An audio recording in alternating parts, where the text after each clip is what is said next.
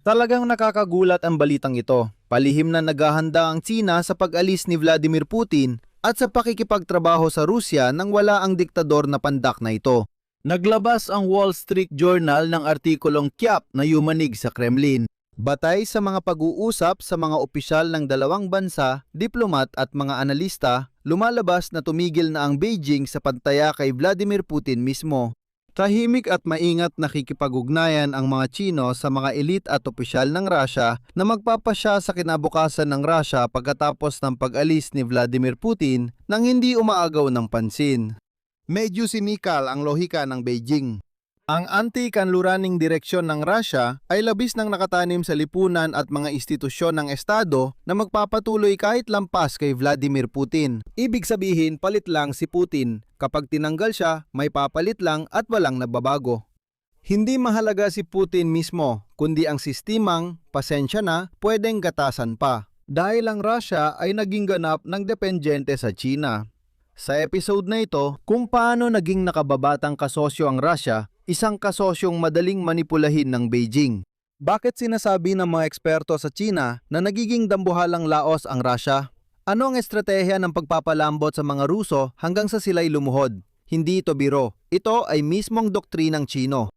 Kung paano napilit ni Xi Jinping si Putin na sumuko sa yuan at ang pinakapasabog. Bakit natutukoy ng mga ahensya ng paniktik ng Russia ang malawakang pagre-recruit ng mga Chino sa mga opisyal ng Russia pero nananatiling tahimik at walang aksyon? Ang pangalan ko ay Alexi Pechi. Ito ay magiging sobrang interesting na episode. Kaya mag-subscribe kayo sa channel. Papalapit na tayo sa 300,000 subscribers. Magpapasalamat ako ng personal sa inyong subscription. 1 segundo lang ito ng oras. Ako'y matutuwa at makikinabang. Simulan natin sa pinaka-esensya. Sa ilalim ni Vladimir Putin na pinutol ang ugnayan sa kanluran, lubusang naging nakababatang kasosyo ng China ang Rusya. Kahit maingat at hindi lantaran, minamanipula ng China ang Rusya para sa sarili nitong interes. Pero ang pinaka-importante ay ito. Ayon sa Wall Street Journal, palihim na inaayos ng Beijing ang relasyon nito sa naghaharing uri ng Rusya at unti-unting nilalampasan si Vladimir Putin at kanyang mga pinakamalapit na tao. Pinalalakas ng China ang ugnayan nila sa mga opisyal at elite na magtatakda ng kinabukasan ng Rusya pagkaalis ni Vladimir Putin. At ito ay talagang isang dagok sa rehimen ni Putin na kinatatakutan niyang sagutin. Isipin mo lang, habang tinitiyak ni Vladimir Putin sa buong mundo ang walang hanggang pagkakaibigan nila sa China, nakikilala na ng tinatawag niyang pinakamatalik na kaibigan ang mga papalit sa kanya. At sa ganitong paraan, ipinapakita na ang tunay na kaibigan dito ay hindi si Putin. Si Putin ay isa lang piyesa na madaling palitan. Basta tinanggal mo lang siya sa chessboard at pinalitan ng iba. Yun lang. At ginamit ng China ang estratehiyang ito. Napakasimple ng kalkulasyon ng Beijing. Naniniwala ang China na ang anti-kanluraning damdamin ay sobrang malalim na nakatanim sa mabangis na lipunan ng Russia at mga institusyon ng gobyerno. Kaya't mas tatagal pa ito kaysa sa kasalukuyang presidente. Ibig sabihin, kahit sino ang pumalit, kaaway pa rin ang kanluran ng Russia at dahil dito, nakatali sila sa China. Mas mahalagang tutukan ng sistema kaysa sa tao. Napansin ng mga mamamahayag na unang nakipagkita si Xi Jinping kay Vladimir Putin nang siya'y bagong upo sa kapangyarihan. Noong 2013, mga 10% ng kabuuang kalakalan ng Rusya ay napupunta sa China. Hindi mo masasabi noon na talagang critical ang pagdepende ng Rusya sa Beijing. Pero pagkatapos noon, ang nababaliw na matandang si Vladimir Putin ay nagpasya na salakayin ng Ukraine noong 2014. At mula noon, ang bilang na ito ay lumaki ng 4 na beses. Ang bahagi ng mga produktong Chino sa merkado ng Russia ngayon ay higit sa 40%. Ngayon, tingnan naman natin ang kabaliktarang datos. Ang bahagi ng Russia sa kalakalan ng China ay mas mababa sa 4%. Ayan, iyan ang buong balanse ng relasyon sa pagitan ng pinakamatalik na magkaibigan. Para sa Moscow, ang China ay halos kalahati ng buong panlabas na kalakalan. Ibig sabihin, ito ay usapin ng kaligtasan. Para sa Beijing, halos baliwalang bilang lang ang Russia, wala pang 4% kung tutuusin. Ibig sabihin, kahit na sa teora bukas biglang bumagsak ng tuluyan ang Russia, halos hindi ito mapapansin ng China. Kung tumigil ang China sa pagbenta ng produkto sa Russia, biglang mawawala ang Russia. Kung isara ng China ang merkado nito sa Russia ngayon, babagsak ang Russia sa loob ng 2 araw. Pero ito ang mahalaga. Ano ang iniaalok ng Russia sa China at saan sila kumikita? Hanggang ngayon, hilaw na materyales pa rin ang pangunahing binebenta ng Russia. Ibinebenta nila sa China ang langis, gas at iba pang likas na yaman tulad ng kahoy mula Siberia sa malaking diskwento. Wala silang teknolohiya o kapital. Hindi ko alam. Walang astig na produkto, puro hilaw na materyales lang. May malaking diskwento pa. Pag-uusapan pa natin ang diskwento mamaya. Malinaw na inilatag ni Alexander Gabuev, isang eksperto sa China, ang estratehikong layunin ng Beijing. Direktor siya ng Berlin Carnegie Center para sa pag-aaral ng Russia at Eurasia. Ngayon, ibabahagi ko ang kanyang sinabi. May tunay na napakagandang pagkakataon ng China na gawing parang isang higanteng Laos o isang higanteng Pakistan ang Russia. Isang bansa na mas higit na umaasa sa China. Mas mahigpit ang ugnayan nito sa China. Mas higit na tinitingnan ng China bilang huwaran at pinagmumulan ng mga ideya tungkol sa makabagong panahon. Sa simpleng salita, may magandang pahayag dito na nagsasabing tinitingnan ng mga Ruso ang China bilang huwaran at pinagmumulan ng mga ideya tungkol sa makabagong panahon. Ibig sabihin, ang hindi sibilisadong Rusong ito ay tumitingin sa China at sinasabi na dapat ganito ang ating pamumuhay, ito ang tama at ito ang dapat nating pagsikapan. Ipinapakita lang ang Rusya sa Beijing na parang dambuhalang Laos gaya ng China. Hindi isang superpower, hindi ang pangalawang sentro ng mundo, hindi ang dakilang Rusya. Hindi, isa lang itong malaking bersyon ng bansang satellite. Tumingala sa Beijing at kinuha ang pananaw kung paano mamuhay. Ipinaliwanag ni Gabuev kung paano ito nagagawa at simple lang ang taktika. Narito ang kanyang sinabi. Pinakamainam na patuloy na ilubob ang mga Ruso, maghintay hanggang sa lalong lumala ang kalagayang pang-ekonomiya sa Rusya hanggang sa mapaluhod ang mga Ruso, upang pumayag sila sa mga kondisyong pabor sa China. Kumusta naman ang ganitong klase ng pagkakaibigan, di ba? Hindi iligtas, hindi suportahan, hindi hilahin mula sa kagipitan, hindi mag-abot ng tulong, kundi hayaan muna silang magdusa. Ibig sabihin, hihintayin pang lumala ang sitwasyon. Kapag mas masama ang lagay ng Rusya, mas mura itong ibinebenta sa China. Marunong din magtipid ang Beijing. Ayon sa Wall Street Journal, maingat ngunit matiyagang pinipilit ng Beijing ang Moscow na sundin ang interes nito. Gumagawa sila ng matibay na relasyon at estruktura na tatagal lampas sa isang dekada. Kaya ang bitag ay hindi lang panahon ni Vladimir Putin kundi pati sa mga susunod na henerasyon. Kung may utak lang ang mga Ruso, maiisip nilang hindi lang kay Putin ang usapan at kahit umalis siya, walang magbabago. Kinukuha ng China ang ganap na kontrol sa Rusya. Kahit umalis si Putin o may pumalit, walang magbabago. Kung paano kayo naging mga alipin, ganoon pa rin kayo mananatili.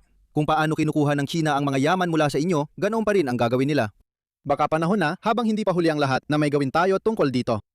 Pero ganito na lang, habang ito ay isang abstraksyon pa lang, lumipat tayo sa mga konkretong halimbawa para mas maging kapani-paniwala. Mahigit 10 taon nang si Vladimir Putin dahil sa takot sa paglakas ng impluwensya ng China ay tumutol. Tumutol siya sa isang simpleng ideya. Gawing yuan ang pera ng China, ang pangunahing pera ng bangko ng pag-unlad ng Shanghai Cooperation Organization. Estrukturang dapat magpondong ang proyekto sa gitnang Asya. Bakit siya tumutol? Dahil ang gitnang Asya, ito yung tinatawag nilang malapit na karatig bansa, na itinuturing ni Vladimir Putin bilang eksklusibong saklaw ng interes ng Russia. Minsan pa nga ay nabanggit niya na parang likod bahay ito ng Russia. Ang gitnang Asya ay teritoryo ng mga Ruso at sila ang may kontrol dito. Maging si Vladimir Putin ay mahigpit na tumututol sa anumang pagtatangkang impluwensyahan ang rehiyong ito. Iminungkahi ni Putin na gamitin ang ruble para sa kalakalan doon o kahit gumawa ng hiwalay na pera basta hindi yuan ng China. Ito ang naging resulta. Nakuha ni Xi Jinping mula kay Vladimir Putin ang konsesyong ito noong nakaraang taon. Ikinuwento ng mga tagapayo ng pamahalaang Chino at mga diplomat sa Wall Street Journal na pinilit ng isolasyong pinansyal ang Russia na baguhin ang posisyon nito. Handa nang sumali ang Moscow sa bangko kapalit ng garantiya na hindi masasaklaw ng kanluraning parusa ang operasyon nila. Isasalin ko mula sa diplomatiko sa pangkaraniwang wika. Ibinigay ni Vladimir Putin ang likod bahay niya sa Chinese yuan. Gitnang Asya. Ibinigay niya ito sa perang Chino, 10 taon niyang pinrotektahan, pero sinasabi niyang atin ang teritoryong ito. Hindi dahil gusto niya, kundi dahil wala na siyang ibang magagawa. Kung hindi, ang pinakamatalik niyang kaibigan ay tatamaan siya sa hambog niyang pagmumuhang Ruso. Sa tingin ko, ito na ang pinaka-explosive na detalye ng episode. Ayon sa source ng Wall Street Journal na malapit sa Russian intelligence, mas madalas natutukoy sa Russia ang paniniktik ng mga Chino at mga tangkang mag-recruit ng mga opisyal na nasa gitnang antas. Ang tinaguriang pinakamatalik na kaibigan ay naniniktik at nagre-recruit ng opisyal ng Russia para magtrabaho sa Beijing. Ano ang tugon ng Moscow? Siguro, hinuhuli nila ang mga espiya o nagsasampa ng kaso laban sa China, pinapaalis ang mga diplomat tulad ng karaniwang tugon ng ibang bansa sa paniniktik. Kung napansin nila ang paniniktik, pinapaalis nila, halimbawa, ang embahador o mga opisyal ng embahada o konsulado. Hindi, walang ginagawa ang Moscow. Hindi minamadali ng Moscow na gawing publiko ang mga isyong ito para hindi maapektuhan ang ugnayan nila sa Beijing. Ibig sabihin nagtitiis at nanonood lang si Vladimir Putin. May salitang cuckold, ganyan siya sa sitwasyong ito.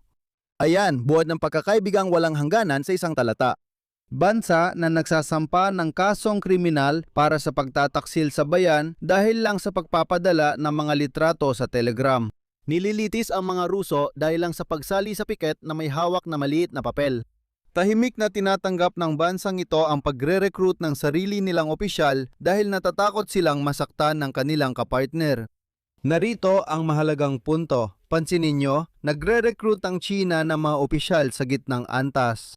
Alam niyo ba kung bakit ito mahalaga? Bakit nga ba mga nasa gitnang antas? Bakit hindi ang mga elite? At bakit hindi ang mga mas mababa? Ang target talaga ay ang gitnang antas. Ang mga nasa gitnang antas ngayon, sa loob ng 5 hanggang 10 taon, ay magiging nasa mataas na posisyon. Ibig sabihin, nagre-recruit ang Beijing ng mga magpapasya sa kinabukasan ng Russia matapos si Vladimir Putin. Itinuturing lang talaga ng Beijing na uto-uto si Putin. At inaapektuhan din nila ang lahat ng nasa paligid niya.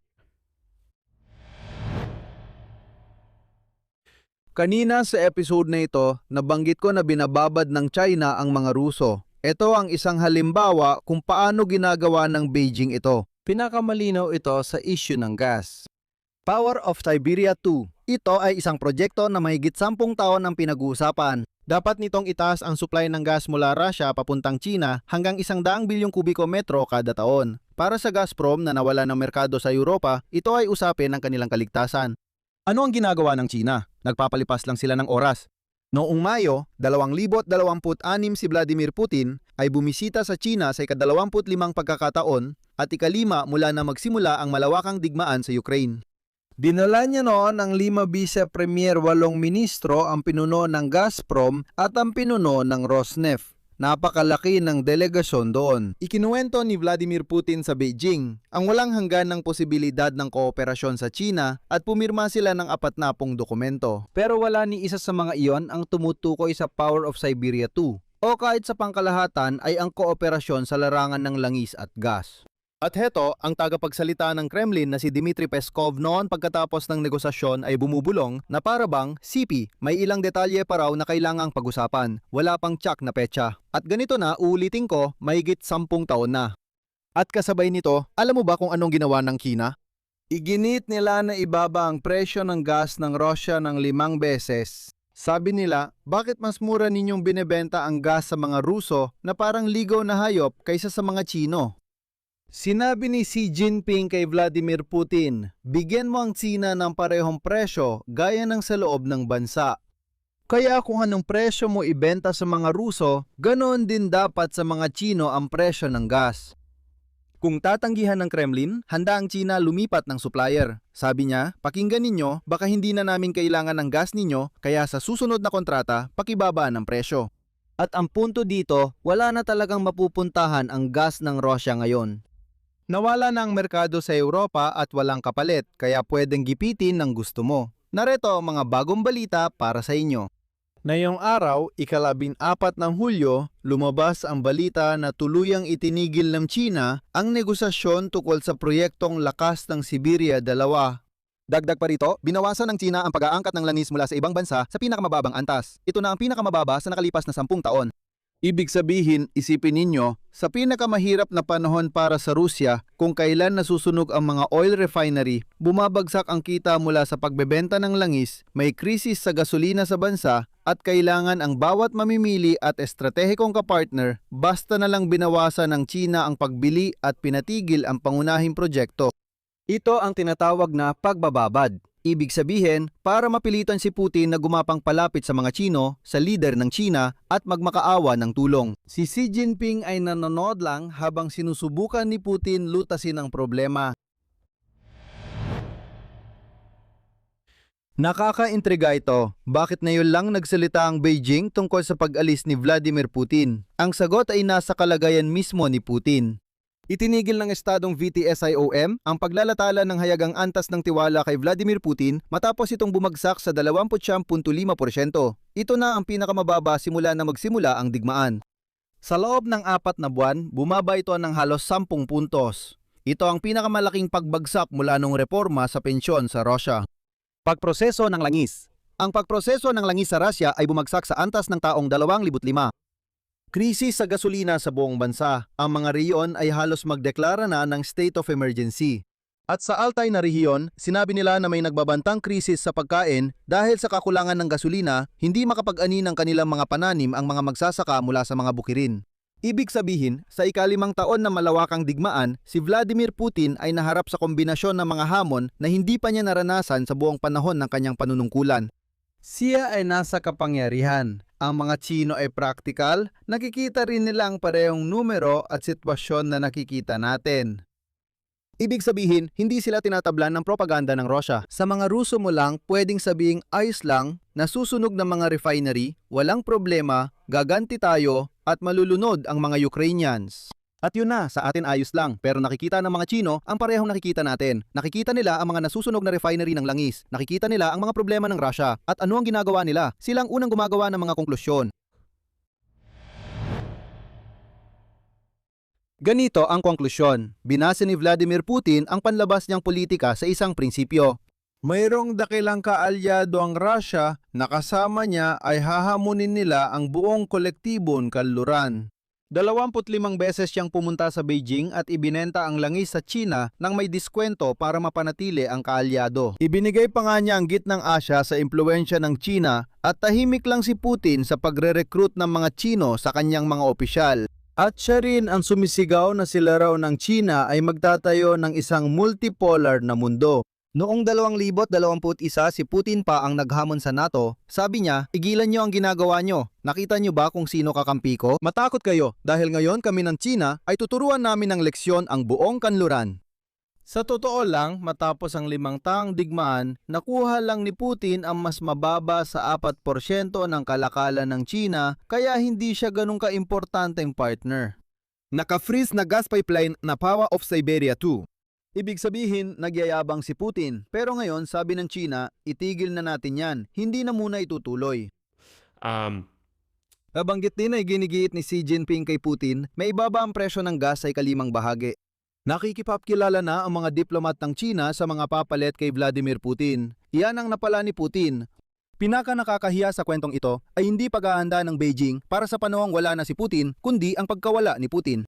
Oo, iyan sanang lohikal. Naghahanda ang mga diplomat at politiko dahil pragmatiko sila at alam nilang balang araw aalis si Putin. Pero hindi iyon ang dahilan. Nakakahiya dahil ginagawa ito ng China dahil wala talaga silang pakialam kung sino ang nasa Kremlin. Ewan ko ba kung bakit inisip ni Putin na mahalaga siya bilang isang tao, bilang personalidad, bilang isang individual. Hindi. Ang mahalaga lang ay manatiling isolated ang Russia. Galit sa buong kanluran. At ang mahalaga sa China, mura. Basta mura lang talaga. Sumali si Putin sa digmaan upang maibalik ang pagiging makapangyarihan ng Russia. Ang nakuha niya ay ang katayuan ng isang malaking, may sama ng loob at napakasunuring gasolinahan na pinaghahanapan na ngayon ng susunod na tagapamahala.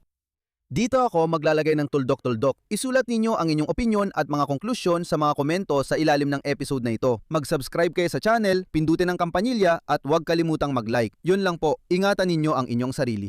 Paalam sa lahat.